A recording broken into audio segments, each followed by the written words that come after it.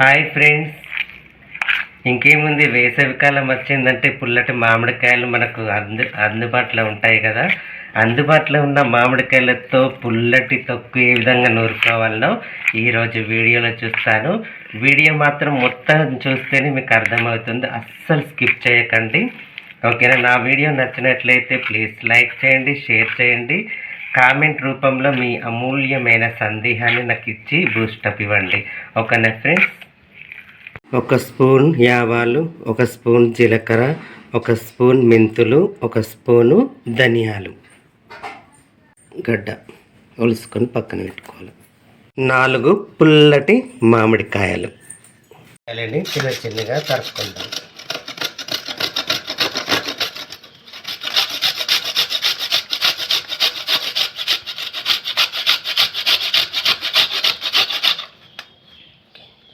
ఈ విధంగా మంచిగా సన్నగా తరుక్కోవాలి.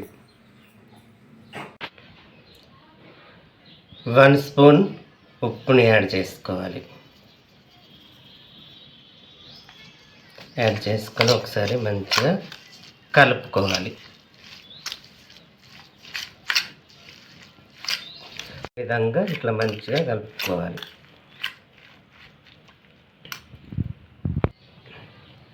తర్వాత 3 స్పూన్ల కారం యాడ్ చేసుకోవాలి. ఇది పెద్ద స్పూను, టీ స్పూన్ కాకుండా కారం యాడ్ చేసుకొని మంచిగా కలుపుకోవాలి. ముక్కకు మంచిగా అంటే విధంగా ఇట్లా మంచిగా కలుపుకోవాలి. కలుపుకున్న తర్వాత మెంతులు, ఆవాలు, ధనియాలు, జీలకర్రతో మంచిగా గ్రైండ్ చేసుకున్న మిశ్రమాన్ని యాడ్ చేసుకోవాలి. యాడ్ చేసుకొని ఇది కూడా ముక్కకు మంచిగా అంటే విధంగా కలుపుకోవాలి. ఈ విధంగా కలుపుకున్న మిశ్రమాన్ని ఒక ½ అన్ అవర్ పాటు మంచిగా మూత పెట్టేసుకొని ఒక పక్కకు పెట్టేసుకోవాలి.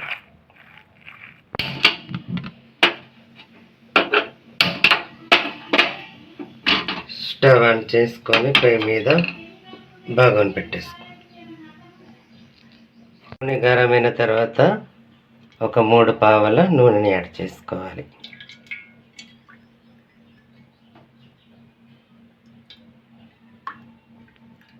వేడెక్కిన తర్వాత ½ టీ స్పూన్ ఆవాలు, ½ టీ స్పూన్ జీలకర్ర, ½ టీ స్పూన్ మెంతులు, ½ టీ స్పూన్ ధనియాలు తాలింపు చేసుకోవాలి. కచ్చపచ్చ దంచుకున్న ఎల్లిగడ్డ పేస్ట్ వేసుకుందాం. ఎండుమిరపకాయలు,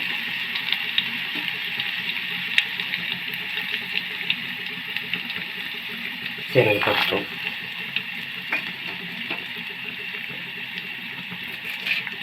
3 రెమ్మల కరివేపాకు,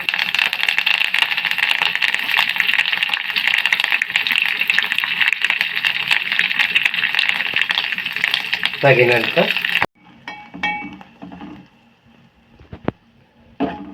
తాలింపు మంచిగా గోలిన తర్వాత ఇప్పుడు మనం తయారు చేసుకున్న నిల్వ పచ్చడిలో వేసేసుకుందాం. తాలింపు వేసిన మిశ్రమం మంచిగా చల్లారిన తర్వాతనే మనము యాడ్ చేసుకోవాలి.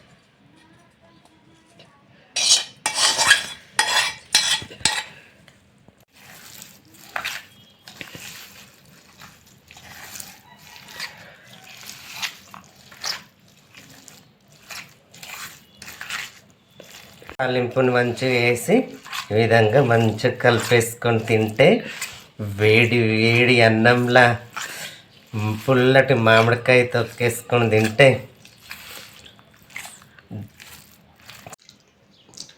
టేస్ట్ మాత్రం అదిరిపోయింది. తయారు చేసుకున్న నిల్వ పచ్చడి మంచిగా డబ్బాలు వేసేసుకొని ఉంచుకుంటే 2 వారాల పాటైనా ఉంటుంది. ఈ విధంగా బాక్సులు వేసేసుకొని స్టోర్ చేసేసుకోవాలి.